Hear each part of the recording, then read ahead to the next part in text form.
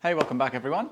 On this video, I'm going to be talking to you about the concept of your knee being in line with your toe, and should it or should it not be allowed to go beyond the vertical line of your big toe.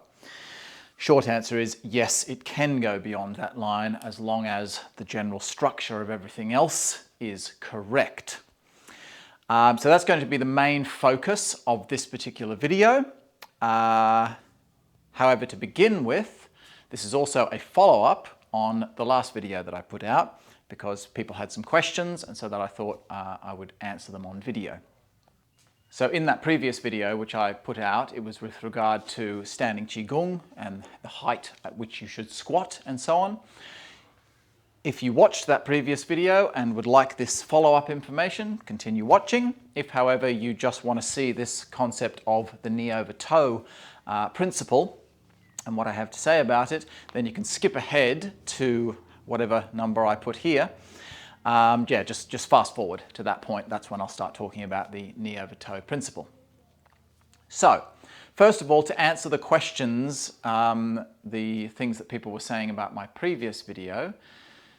Right, so where were we? So a few things that I was getting. People were saying, I was talking about sinking down deep into your stance, sinking properly into your Qigong stance.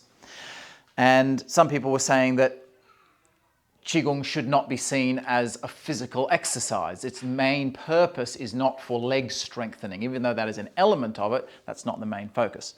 So it was misunderstood what I had said in my video. At no point did I say that we were changing the Qigong from some kind of internal meditation to some kind of big, deep, physical exercise. So what I was trying to explain in the video was that sinking to the correct height is what's important, to a low enough height to get some energy moving. If you just stand here, for example, if I just stand here with my legs straight, I'm not going to get much happening at all. With a little bit of bend, I might get something happening. With a good bend, that's where you get some good energy activation happening. Now, of course, you can go too low, and then you just block energy. So you're blocking the flow if you go too low. So yeah, a few comments that I got were they were thinking I was saying like go as low as you can or something. So let me explain it again what I meant by it. I thought I was clear the first time, but I'll explain it again just in case I wasn't clear. I am not telling anyone in their Qigong to go lower than the correct height. What I'm telling people is that most people don't go at the correct height. They don't stand at their correct height. Most people stand too high up in their Qigong.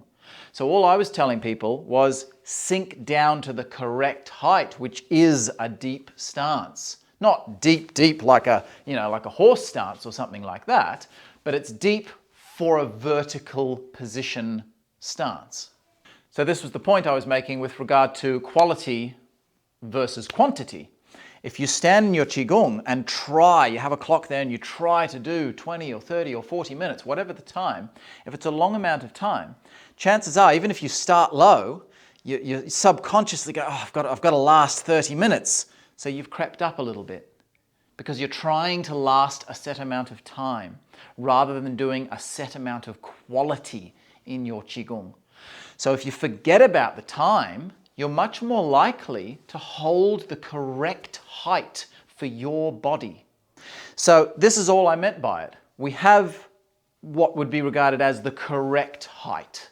You need to stay at that correct height. So by going for quality, there's far less chance you're going to creep up. The other point I made in the video was kind of trying to get the legs to burn and get the shake happening, get the activation happening quicker rather than trying to go for a length of time. But I said in the video, I don't mean taking that to an extreme physical exercise and squatting down to a really low position, because then you're changing the exercise entirely to something different. It is still a Qigong. It's an energy cultivation exercise. That is what its purpose is. So we need it to be low enough In this position, I get something really nice happening after just a few minutes because I'm properly sunk down in the posture. Whereas if I stand just a little bit higher, still bent in the knees, but just at that slightly higher position, I don't get as much happening. On an internal level, I'm talking about. I don't just mean on a physical level. So your Qigong is both a physical, structural, skeletal exercise, as well as an internal Qi cultivation exercise.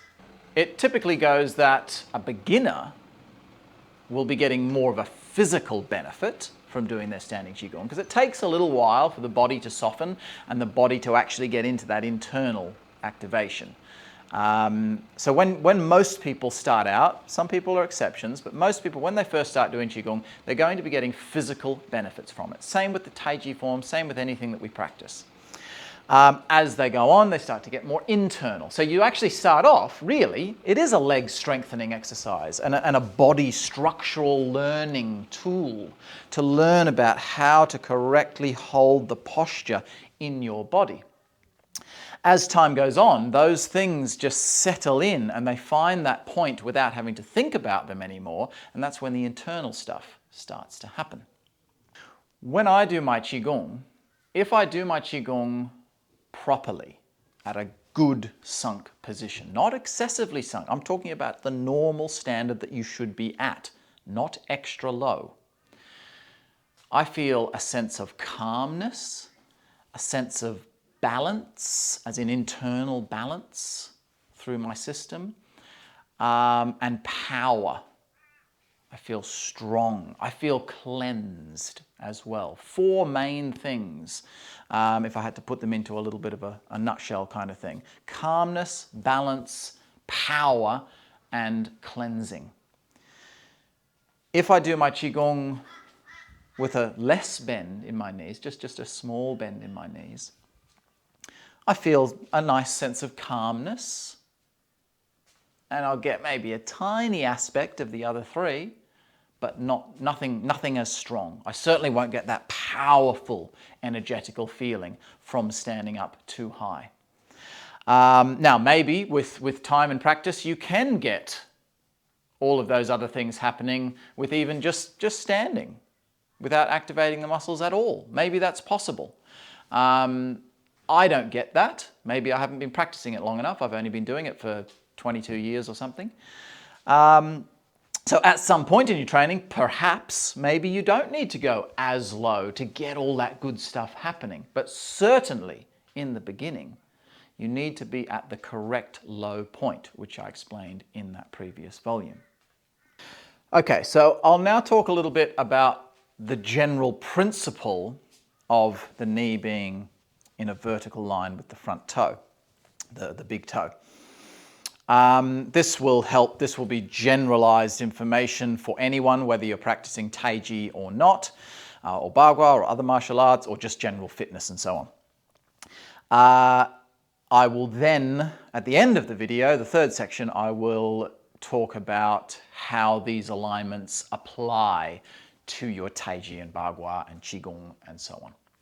I've got my little chair here because that's this part here, that's my vertical line. Okay, so that's an exact straight vertical line. So you can see when my knee is over the toe or in line with the toe.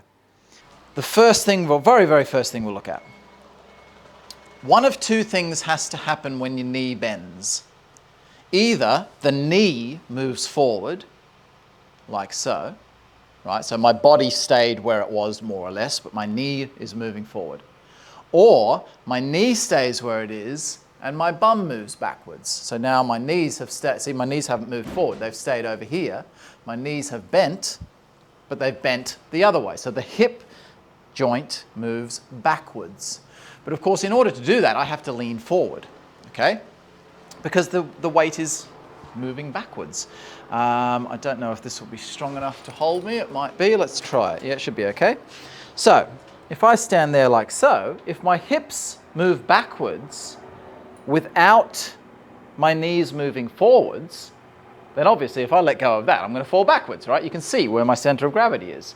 There's no way that you can have your your spine vertical at the same time as having your knees up here, but see, I'm going to fall backwards. So you get what I mean there.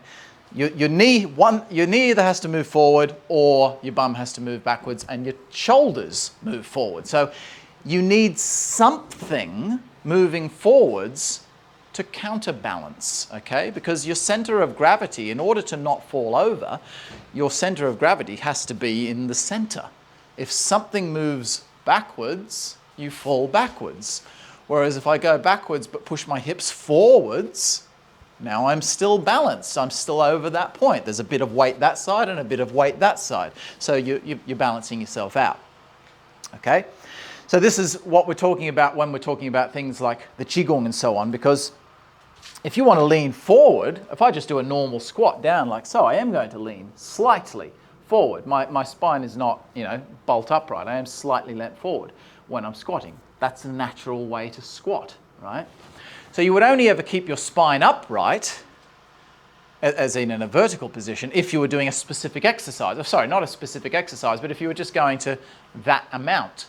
If you're going just to a very small amount of bend, just that kind of little squat like that, that's kind of your limit to keeping your spine totally upright. And this varies person to person, of course.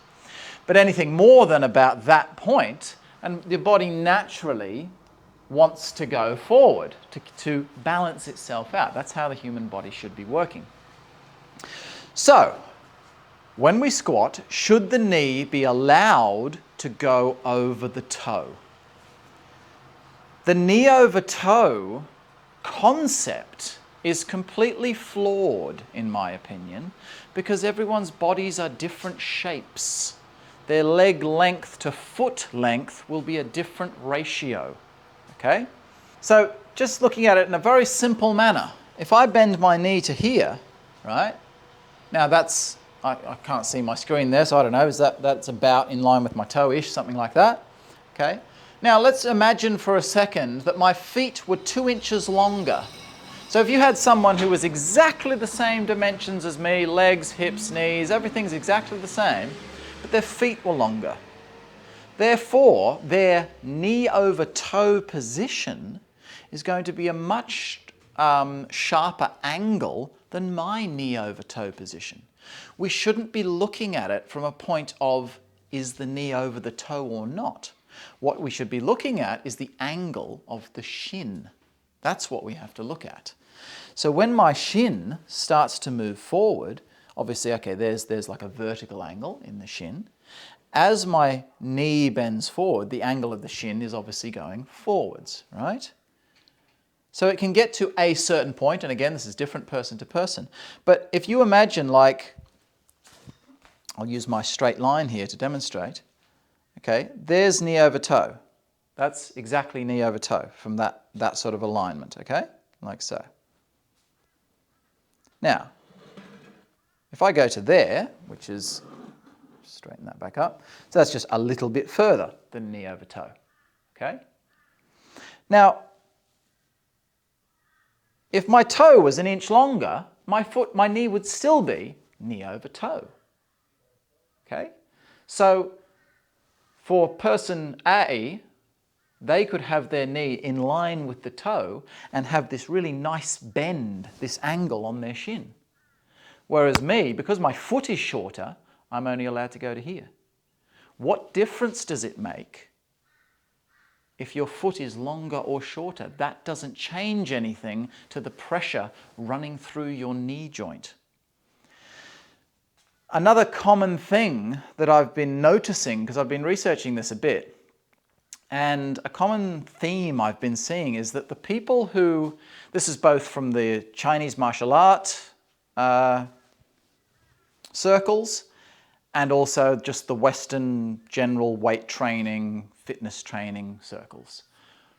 And the people who say it's somehow bad or damaging to your knees to put the knee past the toe, they never give a good, I've never heard a good reason. Please comment below if you have a good, scientifically proven reason why the knee going past the toe causes some kind of excessive pressure that will damage the knee joint? Because I've not heard any. Every time I've heard someone talk about this being a bad thing, the knee going over the toe, that's all they say. It's bad. It will damage your knee. It causes pressure. But no reasoning.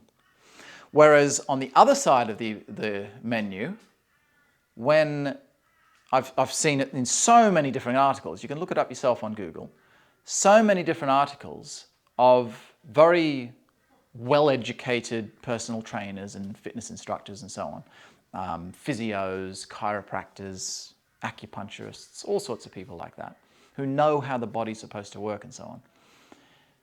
They've given really good, detailed information as to why this is actually a myth, that the knee should not go past the toe. So when I see really good evidence, good reasoning on one side, and then the other side is just saying, you shouldn't do that because it's bad, then I'm going to go with the ones who give the reasons behind what they're saying. Plus, of course, using my own body as a tool to feel what feels right. So back to this foot length thing. My guess is whoever came up with the idea that the knee should not go past the toe had long feet. My father used to use this as a terminology. He used to say, yeah, put the knee in line with the toe. But he was about 2 inches shorter than me. But I think his foot size was 11 compared to my foot size being an 8. So he was 3 sizes bigger in his feet than myself. So therefore his feet were much longer, yet his body was much shorter.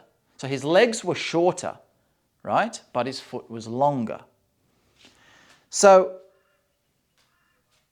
when he put his knee in line with the toe, I don't know exactly what I haven't got one of those angle measurers at the moment, but let's say, I don't know, let's just pick a number. Let's say his shin was at 20 degrees as a rough idea, or 30 degrees, let's say.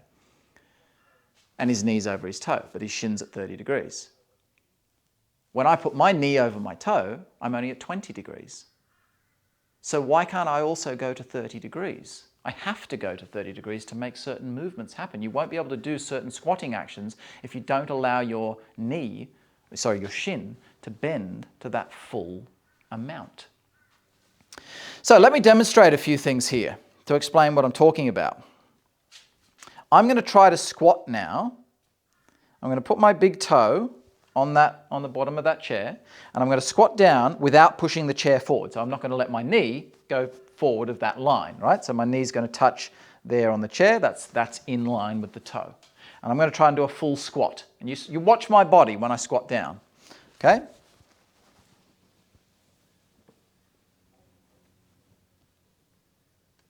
Okay, I can just do it, but it's really difficult for me. See, I haven't pushed the chair forward, so my knee is now directly vertically in line with my toe. But can you see how I'm teetering on the edge?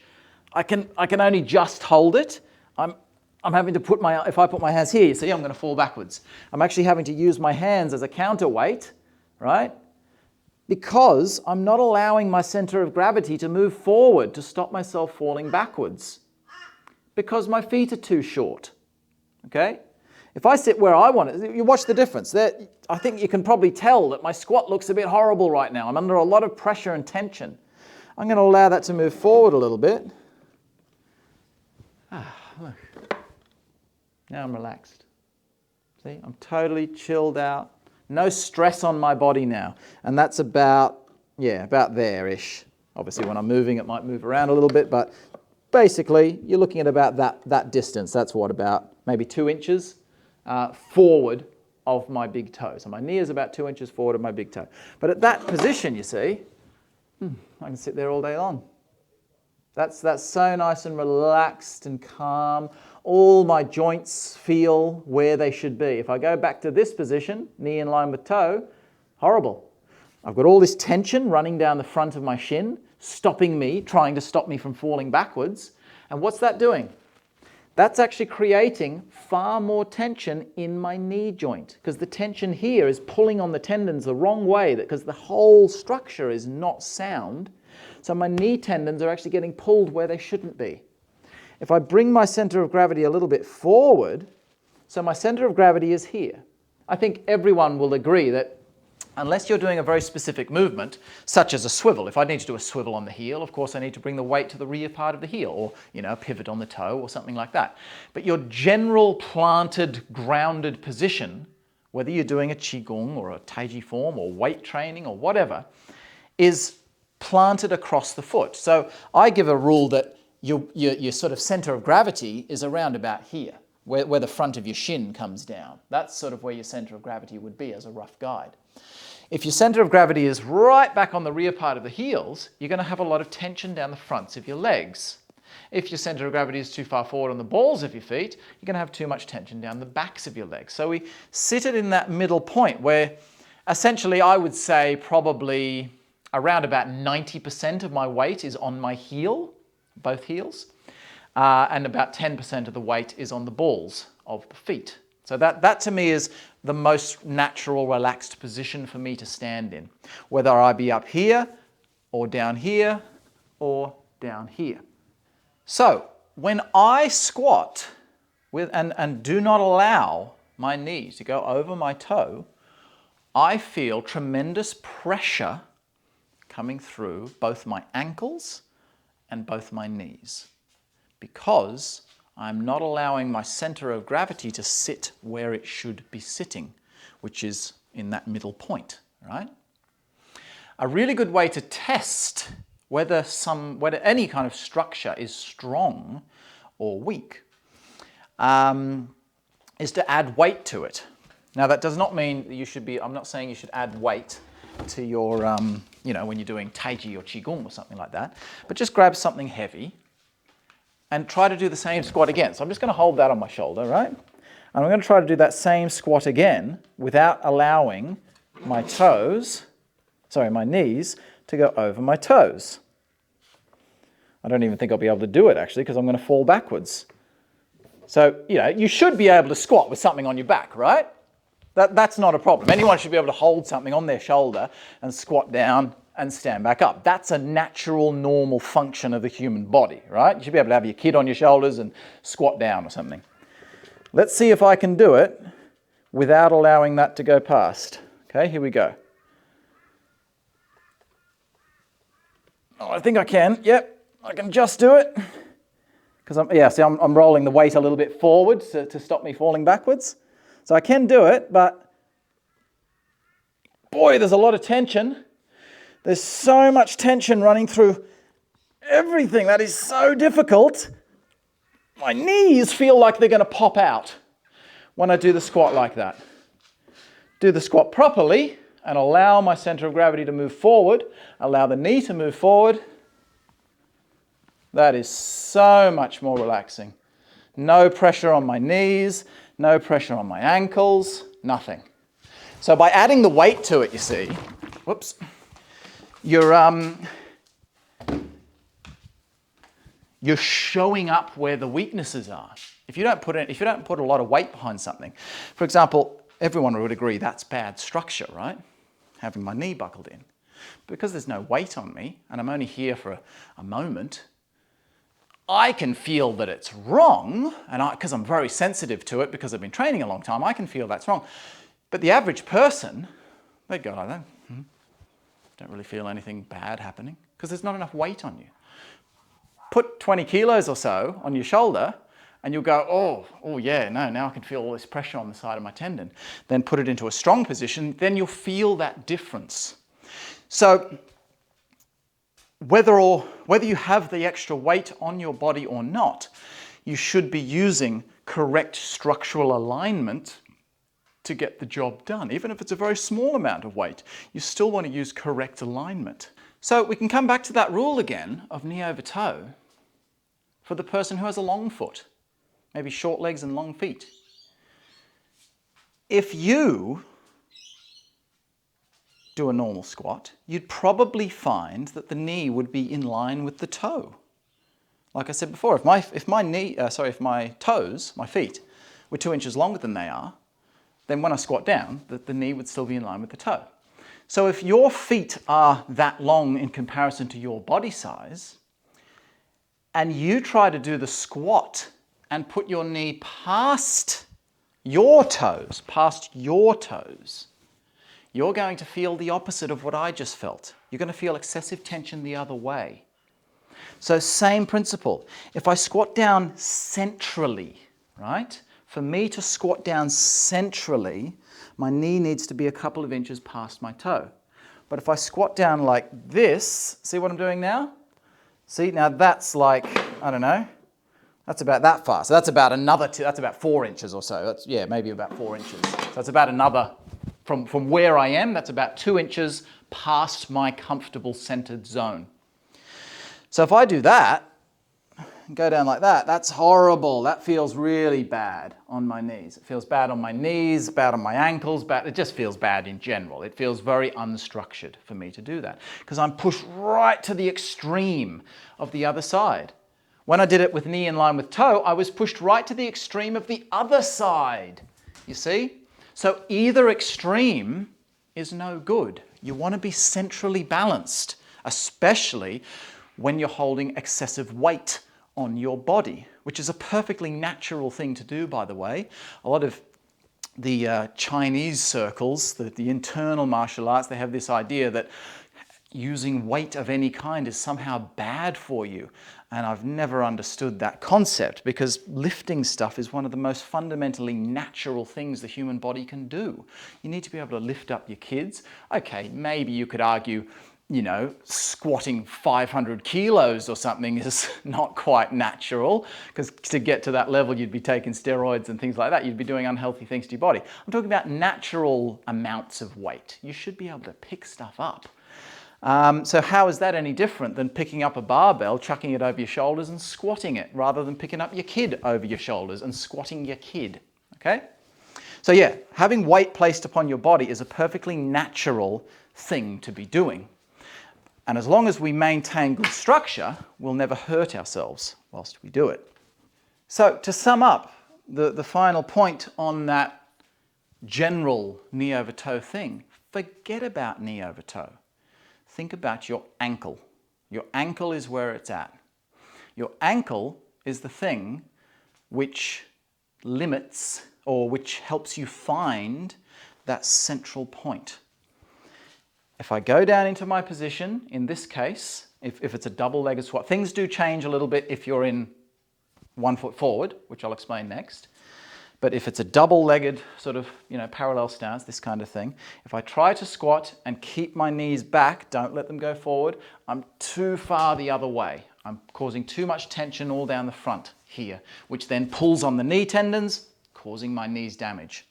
If I do the opposite of that and go too far forward like I am now, see, that's way too far forward. Now I'm feeling all this tension down through here, which again is pulling on the knee tendons, causing pressure to happen in my knees. So I need to find that balanced point. As a general rule, where I want to be sitting, so using just this semi-squat position like what we would do in our Qigong, using just this position, at that point, I'm not feeling any tension in the front or the back. If I go here, now I've got my knees way over my toes, now I'm feeling lots of tension down the back, okay? If I go too far the other way, I'm feeling lots of tension down the front, okay? Now, if I got that if I just stood up to have the knees further back, well, now I'm not feeling any tension. It's just that I'm not getting any development either. So you can go down vertically, for example. I can go down with keeping everything straight, like so, till that point. That's as far as I can go down. That's not low enough. If I want to go lower, I can do one of two things. I can either let my knee go forward, I can of course lean forward, which we shouldn't be doing in Qigong, or I can allow my weight to shift further to my heel. You see, so from that position, can you see I'm actually shifting my weight back onto the heels. So I'm right at the edge of my heels now. So I did get a little lower, the knee is still in line with the toe, but now I'm feeling all this tension down the fronts of my shins. And I'm feeling tension in my knees. Not much, You have to be very sensitive to be aware of it because there's not much pressure on my body at the moment. Again, if I pick that up, you'll feel the difference more because you've got more weight on you. But yeah, it's all about finding that balanced point between the two tension zones. So in that, where it is at its strongest is where you have room to move either side of the joint. So and the ankle joint I'm talking about. So we sink down, and okay, if I go to that point, I can go, whoop, see I can go that much forward, or I can go that much backwards. I can move around in that position. There's still room to go. But if I go really silly to one side, well, it's like I'm maxed out on that direction. Same thing if I do that like I was trying with the squat before, I'm maxed out, I'm going to fall backwards. So because I'm teetering on the edge, it means I'm using all this tension to try to stop myself from falling back. And that's what's going to cause your knees damage, not the concept of knee pushing past the toe. I cannot squat without my knee going past my toe. Does that mean I'm not allowed to squat? Me, healthy, young, 35-year-old man, that's bad for me? My knees are going 2 inches past my toe when I do a natural, normal squat. That's how far my knee goes over my toe. So is that somehow bad for me? Please comment if you think it is. And how would I change that? Because the only way I can do it is to go like that, and I'm teetering backwards, like I've just been explaining. So anyone else out there who has a similar set of dimensions as me, long legs but short feet, you're going to find the same thing. You'll find that your knee has to go past the toe in order to keep your central balanced point where it should be, so that the ankle joint is not maxed out to either direction. So you need to listen to your own body. If you're a teacher, you need to look at other people's bodies because we're all built differently. No one line-up dimension thing is going to work for every single person's body. Okay, so I'm going to squat down just a little bit, just like that, okay? Now that feels fine, that feels all good and strong. Now if I go here, now that with the extra weight, that really feels like I'm going to hurt my knee in that position. I'm way too far forward, okay? So I'm about 4 inches over the toe instead of 2 inches over the toe. Remember, when I say 2 or 4 inches, that doesn't mean for you it's 2 or 4 inches. It depends on the length of your foot and the length of your legs. Totally individually dependent. Okay? So, if I sink down to here, that's now feeling pretty horrible on my knees. But if I go like that, that's fine. I can squat like that. That's no problem whatsoever. In fact, a lot of exercises are based upon that, both in the internal martial arts and personal training. There's a lot of different squatting actions that people do, like that. My center of gravity is still going down through a balanced point. I'm not stressing my body out by trying to hold a certain position. I'm just sitting where it naturally wants to sit. Why doesn't it hurt anymore? My knees in that position, it's a fair bit past the toe, isn't it? Okay, my knee is way past the toe now. It's not causing me any problem. Why? Because I've released the ankle. The ankle is no longer causing tension, which is then causing tension in the knee. If I tried to keep my heels down, well, I couldn't even make that same angle, but see, because my ankle simply won't bend that far. But even if I go to that maximum point of the ankle, which is about, let's say about, I'll just use the one leg to demonstrate. So I can go forward, forward, forward till about, I can get to about there. So 4 or 5 inches past my toe. Anything more, and see my heel's going to start to roll up because the ankle simply won't bend anymore. So it depends on your own level of flexibility and ankle range of motion, of course. But yeah, in that position, if I put weight on that and put pressure through it, especially with added weight, the knee would not be in a structurally sound position. But do that, now the knee is in a structurally sound position because the ankle is no longer creating all that excessive tension, which is then pulling on the knee joint. So that's a common squatting action in Western fitness exercises to really activate certain muscles in the body. I'm no expert on that side of things, but I've seen a lot of very well renowned people giving those sort of exercises of, you know, holding onto a door and squatting down like that. But again, it's about doing it correctly. If I don't know, oh no, that's horrible. Oh, see, because I was leaning back, I used poor structure. But if I squat straight down using good structure, no problem. Lean backwards, push the hips forward, something's broken in the structure, all of a sudden I'm getting pressure in the knee joint. More pressure doesn't equal bad. You need to put your body under more pressure in order to develop your body in anything that you're learning. If I only ever put my leg under this much pressure, the muscles aren't going to get stronger, are they? I need to put it under more pressure to get those muscles and joints stronger. But it's about pressure running through the correct pathways. It's when the pressure runs through the incorrect pathways and pulls to one side or something like that, that's when you cause yourself a damage. Now, that same sort of posture in the internal martial arts, with the knee way over the toe, like this. We see it all the time. I'll give one example, is in Yang Lu Chan's form, where we do this posture. All right there. Knees way over the toe, isn't it? I'm squatting down, knees over the toe. Doesn't cause my knee any damage, okay? Because I've released the ankle. So it's all in the ankle. All the secrets in your ankles. This is why ankle flexibility is so important. If you don't have good ankle flexibility, you won't be able to do the squat. Because if your ankles max out when you're that bent, at that angle, you'll never be able to do a full squat.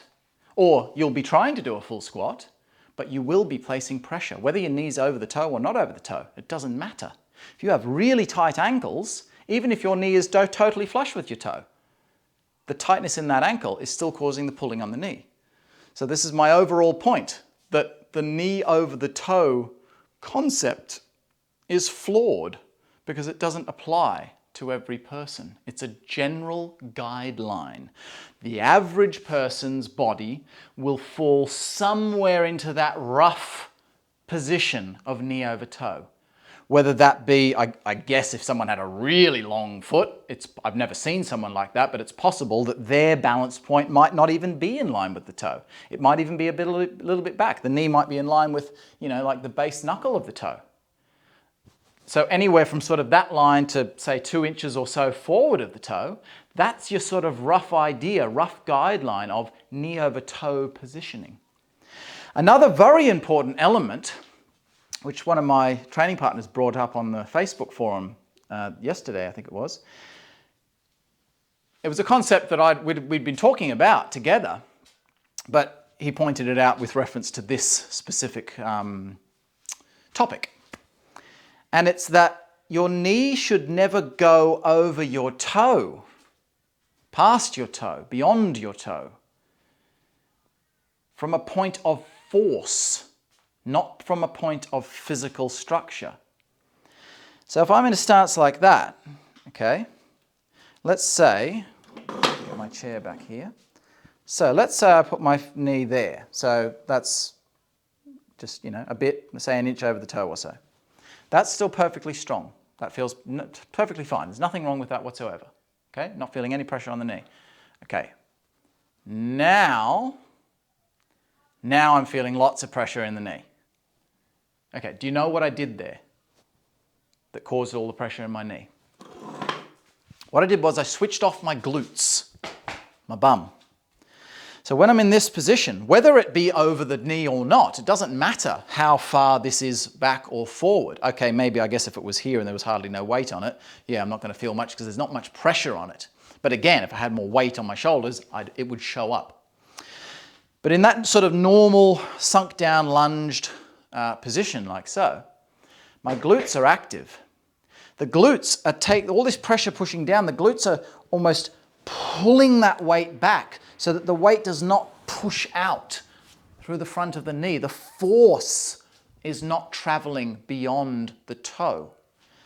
So you can try that yourself if you have that kind of ability to, if you know your body well enough. Glutes are active, hamstrings are active, quads are active, everything down there is active, really. Holding that position. This is hard now. If I turn that off, straight away, I feel this massive concentration of pressure in the quads, and that's putting all this excessive pressure on the knee, and it straight away feels as if the force running down, like the weight running down my leg is coming out at that angle, like at the same angle that the thigh is on, and I feel all this excessive pressure on the knee. Because the knee's, it's not following. It's not coming down. It's not following down to the ground point. Bring that, see that's soft now. Bring that glute back in. Now that's strong. It's like it's pulled the power back. So when the power runs down the leg, it actually transmits down through your ankle and back down to the ground point where you want it to be. So that's a nice concept to think about as well. And a lot of teachers have stopped this rule. I've seen a lot of Chinese teachers saying that no, your knee is allowed to go over the toe so long as, like the things I've been explaining, you maintain good structure underneath. After all I've explained now, if you still think that this is a problem, then please comment, because I'd be very curious myself. Maybe I'm wrong, but I don't think I am, because like I say, when I squat, my knees have to go beyond my toes, and it feels 100% structurally sound. And not just with that little weight, I can go and grab a 50-kilo barbell and do a full squat, and my knees feel 100% fine. Whereas if I do it knee over toe, I feel like I'm going to pop my knee joint out. So please comment if you think otherwise. Another thing is taking correct bow stances in your Taiji form.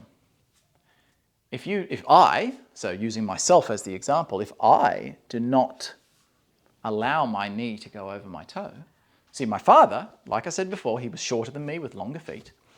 He could put his knee in line with his toe. Because he had the longer feet, he could go knee in line with toe and still take a proper, correct, long bow stance.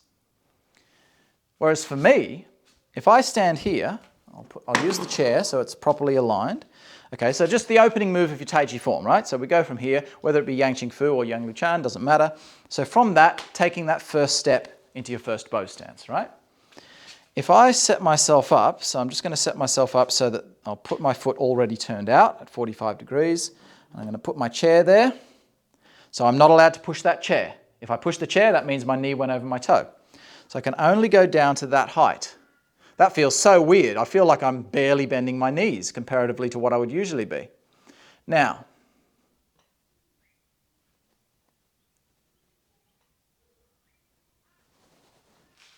okay, that's how far I can step. So I think everyone would agree that stance is way too short. It should be something more like that to get all the correct stretches and the things happening which should be happening. So I have to allow that knee to go over. Because the only other way I could do it would be either, like I said before, to lean over to counterbalance it, which is terrible, or, of course, to stay up high but just fall into the leg, which is no good. I'm not learning anything about balance when I do that. I need to be able to sink the foot down, step that out, place it with no weight in it whatsoever, but still get that nice, long, correct bow stance happening when I do that posture. Okay, so thank you very much for watching. I think I've covered everything there that I had wanted to say about this particular topic. Like I say, I'm always open to different ideas.